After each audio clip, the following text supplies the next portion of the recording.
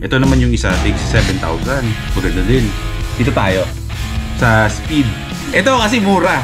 Maganda naman siya. Lahat naman ng mga features din nung mahal. Meron din naman siya. May mga sliders na naman dito. Maganda naman siya. Actually parang mas maganda talaga yun. Nakapasok. Nakasunod ka na. Nakasunod sa hugis, sa tingin mo? Mas maganda yung nakaganto.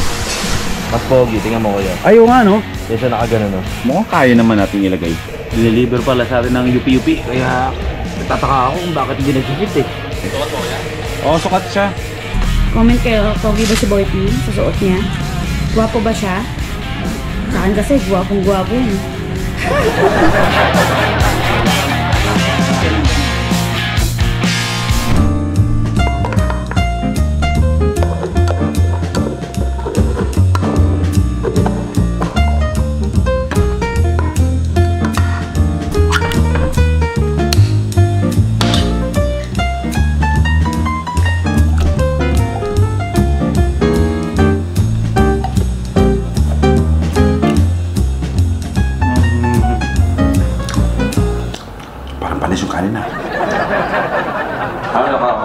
Bagong araw para sa atin. Wait lang. Kagabi pa akong hindi mapakali.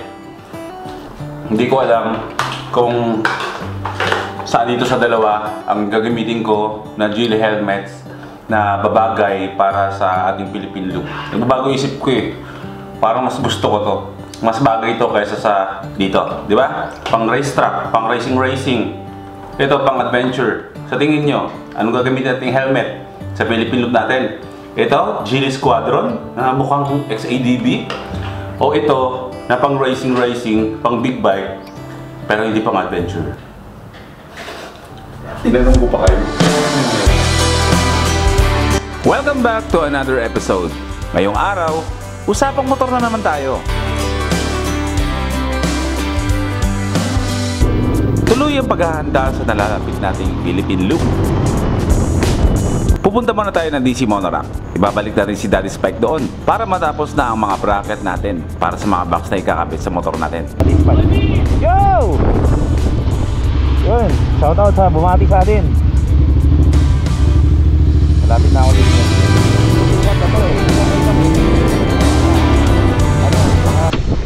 Yung ang dami mong motor, tapos pagkahatid mo ng motor mo, wala kang masakyan. Pero ayos lang, galing tayo sa ganyan. Let's go. Ako na ang nagbukas. Hindi naman ako ibang tao dito sa DC Monorack. Invading property. Hi!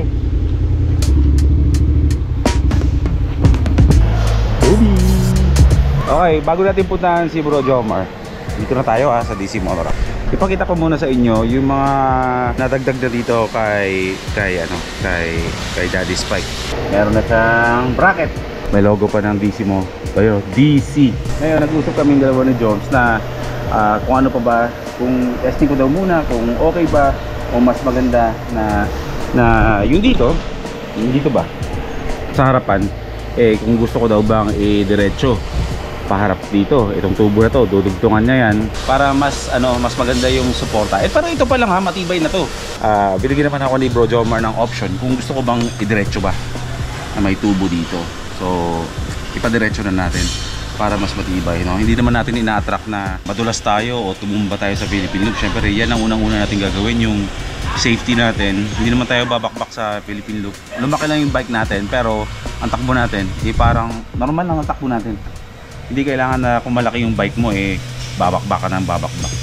Malabo sa atin yung ganun. Dudugtong to, yun ang gagawin. Iiwan ko siguro muna to dito ng mga ilang araw habang tayo ay nag-aasikaso ng iba natin kailangan sa Philippine look. Tapos, syempre, ito na yung ilaw natin, Helix Alpha. Yung ginamit ko dati sa Honda ADV natin kay Spike, mas malaki yung 4 na bulb. Pero itong ginagamit natin ngayon na ilaw, mas malakas pa to doon, mas maliwanag, mas buka to. Tsaka pag malayo yung ilaw, hindi sabog, gumuguhit na ganun sa kalsada. So medyo mas okay yun sa mga kasalubong natin kasi hindi sila nasisilaw. Maganda, mas malakas to, mas malakas ang wattage nito. Maliit siya, pero mas malakas. Hanggang ngayon kasi hindi ko pa nagagawa yung mga kable, hindi ko pa naipapakabit kasi nga dadagdagan niya yung bracket natin. So syempre kapag pinaayos natin yung kuryente is babaklasin tong harapan ni Daddy Spike. Tatanggalin yan. Hindi ko lang alam kung kailangan pa bang tanggalin itong mga bracket or hindi na. Baka yung kaha lang sa harapan. Sa itsura pa lang niya, medyo parang ang hirap niya buksan, no? Pero ipagkatiwala natin niya sa marurunong. Yung dito, yung side box na ipapakabit natin dito is hindi naman yung side box na sobrang laki na makikita nyo sa mga ibang mga adventure bikes na parang yung mga nagbo-boss iron man, yung ang lalaki. Hindi ganun yung ilalagay natin na box. Yung maliit lang na box na pahaba, dito ilalagay. Dumating na daw, sabi ni Jones. Magkabilaan yan, syempre may bracket pa rin tayo dito ang ilalagay para makapaglagay tayo ng top box. Isang normal size ng top box, tapos yung side box niya is hindi ganong kalakihan para hindi naman magbago yung handling ng ating motor. So, pasok tayo sa loob. So, sabi ko lang muna si Bro Jomar. Oy! Merienda pa yan? Oy, thank you. Merienda pa ba yan? Ayun. Welcome to DC Monorack. Hello, R1. Bro DC. Birthday. Thank you. Hindi ka pumunta. Joke lang. Joke lang. Busy. Oh, wait lang. Mayroon pa pala akong hindi nasasabi sa inyo tungkol sa DC Monorack, no? Diba ang DC gumagawa ng mga bracket? Nag-iba na nga yung mga bracket nila. Hindi na siya tulad nung dati na para mga pahaba-haba. Puro plate na ba ngayon to? Hindi pa naman. Ano pa rin yung mga parang ano? Mga standard. Ay, mga standard. Ay, ito. Ito yung sinasabing standard na DC Monorack na bracket. Pero syempre, dahil nga nag-upgrade na ng gamit ang DC Monorack, yung mga machine nila, napakadali na lang gumawa ng parang ganito. Naging plate na. Saka ang kagandahan sa DC Monorack ngayon, yung kinakabit na mga bracket sa DC Monorack, hindi na kailangang tanggalin yung mga handle grip. Diba dati kadalasan, pag naglalagay tayo ng bracket, tinatanggal yung handlebar sa hinahawakan ng pasahero, ng ng back ride. Ngayon hindi na. Hindi yung tatanggalin. Tapos, itong mga nakikita ninyo, ito yung mga, para yun sa mga delivery riders. Doon yung ipapatong yung mga delivery box ninyo. Ito ang itsura niya. Galing sa bansang China. At least hindi siya sobrang laki, bro, no? Oo, bagay yan. Hindi, ito lang talaga yung bet namin ilagay ni Bro Dom. Nakasako eh. Nakasako, no? Dito si John Pax, ang tagal ni John Pax dito kahapon. Dalawang motor yung tinesa na niya eh. John Pax, dito ka makakairam kay Bro Joms ng mga motor na gusto mong reviewin. Magsabi ka lang. Dahil si Bro Joms, Tayong balot ah. bumibili ng motor, tapos bumibili lang. Tinatambak na. Tapos tinatambak. Para kasi yan sukatan yung mga... Basta pag DC Monorack, kapag may bagong labas na motor, talagang nasa listahan niya namang unang dapat magkaroon. Kasi dapat magkaroon agad ng bracket. Una sa market. Mas Una sa marami market. na. Papatalo ba? Balot na balot ah. Secure na secure. Baka mamaya may security guard sa loob. Baliktad. Ay, ganda. Ay! Ay, pogi. Nalagay ng tools. Yun. Ay, malaki din pala din sa loob ah. Malaki rin. Marami kang pwedeng ilagay dito. Itapat nga natin. Buksan natin para tapat natin doon. Doon sa bracket mo, pinag-aralan ko yan eh. Hindi pwedeng hindi tanggalin to. Kasi masyadong dikit dito, hindi masasara yung upuan. Kaya pinag-iisipan ko na kung tubo gawin ko dito para bumagay, mag-match dito. Tubo gagawin kong bracket yan. Tapos may plate na tinutornilyo. Ganun. Ay, pogi.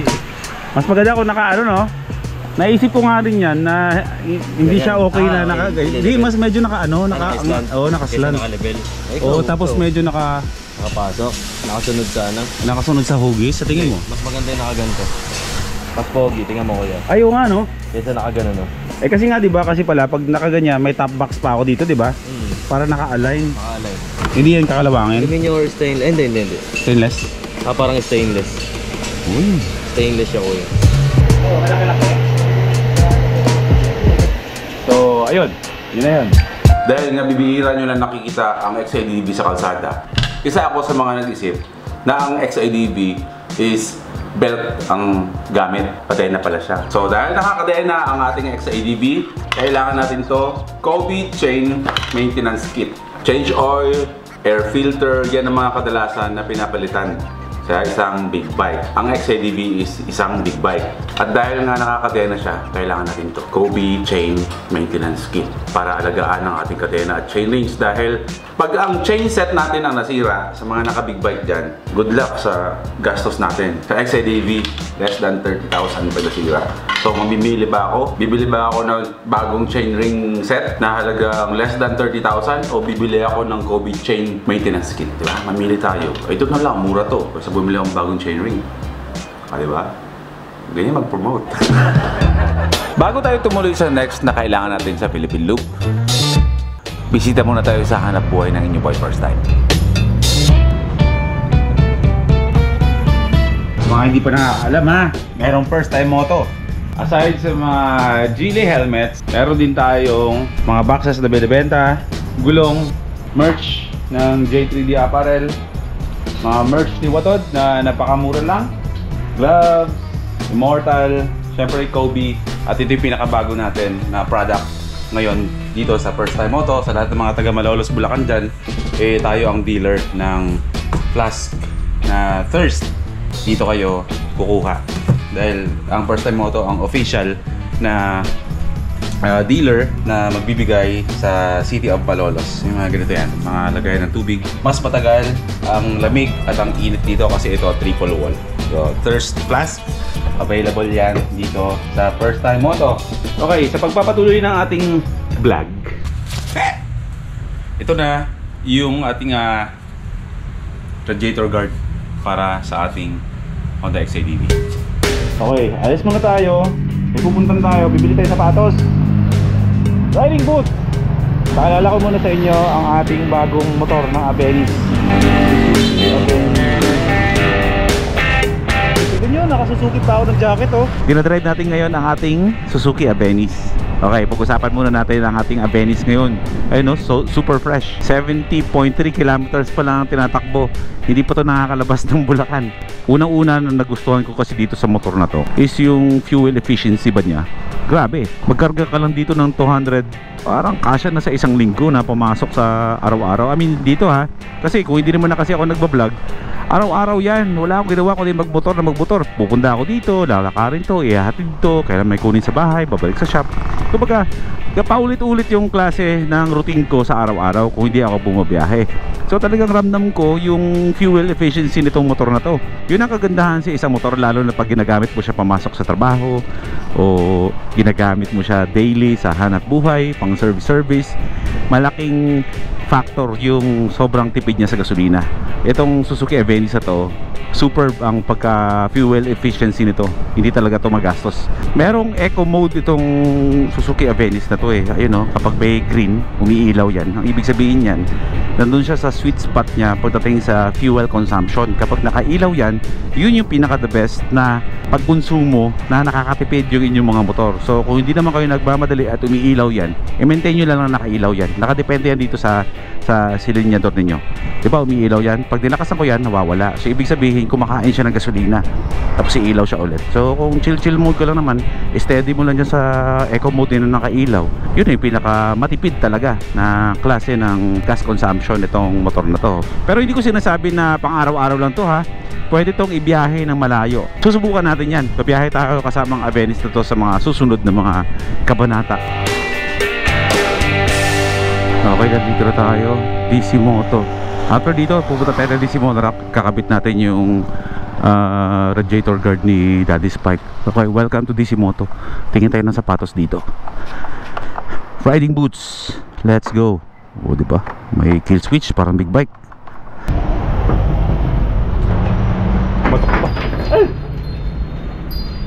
Andito na ako, te. Good morning.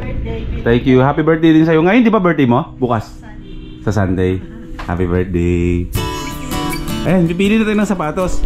Actually, nakapili na ako. Ito yung una ko napili. Meron ito, mga Oggy boots at saka speed. Meron dito sa DC Moto, kay DC Moto. Ito ang una kong nagustuhan. Ganito ang kailangan nating boots ito. May mga mid-cuts nito pero kumuha na tayo ng mas mataas kasi nga para mas safe yung ano ba tawag dito? Ito. Maproteksyonan ito. So dahil nga ang mahal niya. Ay hindi, 7,000 pala to. Ano yung tigay 11,000 na yun, te? Ayun! Pati Diyos ko namang boots yan. Pang isang buwang budget na to ah. Oh. Ito yung 11,000. My God. Napakaganda. Ito yung kanina sinendo sa'yo. Apo, Yan 11,000. na lang, mas maganda. Tayo, out of budget eh. Kaya naman eh, kaso baka mag-noodles na lang kami. Tapos tayo sa 11,000. Birthday gift. Okay na po yan? Ito naman yung isa, tig 7,000. Maganda din. Dito tayo. Sa Speed. Ito kasi mura. Maganda naman siya. Lahat naman ng mga features din nung mahal. Eh, meron din naman siya. May mga sliders na naman dito. Maganda naman siya. Actually, parang mas... Hindi, mas maganda talaga yun. Doon lang tayo sa practicalan. Actually, hindi na nga practical ito eh. Pero ito ang pinaka-safe na gagamitin talaga kapag nakamalaking bike tayo. Hindi talaga ubra yung sapatos lang normal. Bye Ate Weng, happy birthday ulit. Bye bro. Abenis! Kagandahan dito sa Abenis. Boom! Sabit lang natin yan dito. Ayos siya na! Pwede pa i-ram? Pwede ako i-ram? Hindi? Diwag. Okay, nandito na tayo sa DC Monorack habang ginagawa ang bracket sa loob. Ito ang ating iintindihin kung paano natin ikakabit itong in-order natin na radiator guard. Para yan dito. Sensitive to eh. Matamaan nga lang ng kahit kuko mo nga lang idiin mo dyan eh ayuyup yung mga metal dyan na maninipis sa radiator. So yun ang dapat nating ingatan sa biyahe na ito. Feeling ko naman kaya kong gawin to. Tira natin. So doon natin i-kakabit ito. Tinatawanan ako ng bata. Mukha ba akong katawa ko? Hindi ba ako kamahal-mahal? Kapalit-palit ba ako? Kaya naman natin ilagay. Dineliver pala sa atin ng UP-UP. Kaya tataka ako kung bakit hindi nag-fit eh. Sukat mo yan? Oo, sukat siya. Okay.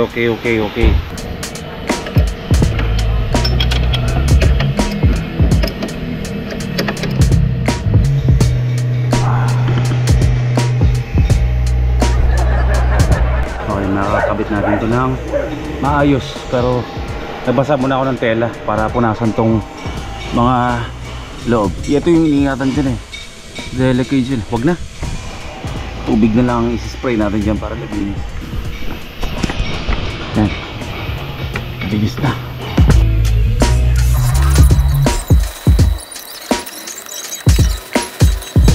Gusto ko lang sa buhay ay yakapin mo ako. Humingi na ako ng tulong kay kuya. Hindi ko maibalik yung isang screw. Kailangan kasi may diin. Pag iniikot eh, ito walang tulak. Walang lakas yun eh. May tulak sa loob eh. Okay na. Salamat kuya. Nagpa-assist na ako. Baka masira ko eh. May mga taga DC Monorack yan, kaya kahit anong klaseng mga screw mga ganyan, may tiwala tayo sa mga yan. Okay na. Kapit na. Yan. Safe na ang ating radiator sa Philippine Loop. Ayos. Sponsored by Nitro. Thank you Boss Hammerman. Thank you Boss M. Thank you Sir Buhawi. Kung ito man ay after the Philippine Loop ang ating magiging official na riding gears, may automatic yan na magkakaroon dito sa first time auto. Nagpudo. Oo, ganda. Gwapo mo dyan. Siyempre ito, Nitro din. Thank you Boss Hammerman. Thank you, Boss M. Thank you, Sir Buhawi. Thank you Sir Buhawi. Pati mga ganito, magkakaroon tayo dito. Mm. Siyempre, bago natin i-recommend yung isang brand, ikot muna natin. Yes, of course. Hindi naman ako magpo-promote ng isang brand na hindi ko talaga ginamit. Talagang ganito eh, sila Motor, ganito eh, di ba? Shoutout kay Bro Motor. Pag sa mga ganyan, tip ko, kasi di ba nagawa na natin yung Philippine Loop eh. Kapag sa Philippine Loop, first day, bumabakba ka, kawawa ka kinabukasan, wala ka ng lakas. So sa Philippine Loop, ang sikreto dyan para tumagal ka sa biyahe is dapat yung takbo mo, alalay lang. Kasi araw-araw kang bumabiyahe. Daan-daang kilometro araw-araw. Tapos bakbak ka ng bakbak, kadimbus ka. Anong medyas ko dito? Pwede no. Stockings? Sure ka na hindi mahigpit sa'yo ha. Hindi, maluwag sa akin to. Sokpa na sokpa. Yun. Yan, perfect. Robot!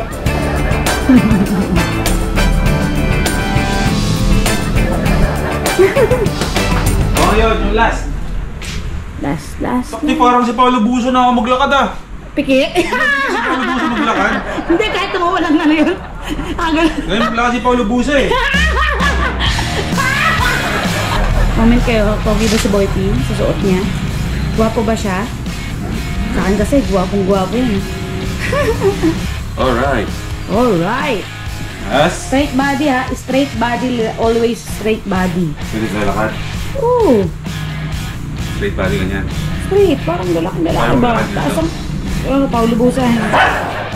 So ano ka sa tingin nyo? Gwapo ba?